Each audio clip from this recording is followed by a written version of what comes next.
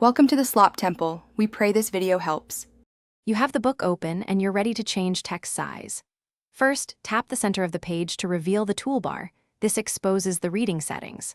Once visible, tap the text icon labeled "Ah," that's the control for font size, font style, and layout. If you're on a physical Kindle, press Menu or tap the top to pull up the same options. Make this your starting point because changing size from here updates immediately and avoids digging through settings.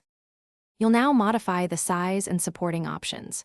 Move the font size slider or press the plus button until the preview matches your comfort. Larger text often requires slightly increased line spacing, so adjust that next. Once done, pick a font that renders cleanly at big sizes. Some fonts stay crisper than others. If the book is a fixed layout or PDF, you may need the Kindle app's Reflow or Pinch to Zoom. Otherwise, these reading settings apply immediately to most ebooks. After you set the size, close the settings, changes save automatically, and most Kindle devices persist that preference across books. If you use multiple devices, tap Sync to push the reading settings to other Kindles or apps so you have a consistent experience. If the font size doesn't change, make sure the file isn't a fixed layout PDF, which may ignore font controls. Update your Kindle app or firmware as a quick fix.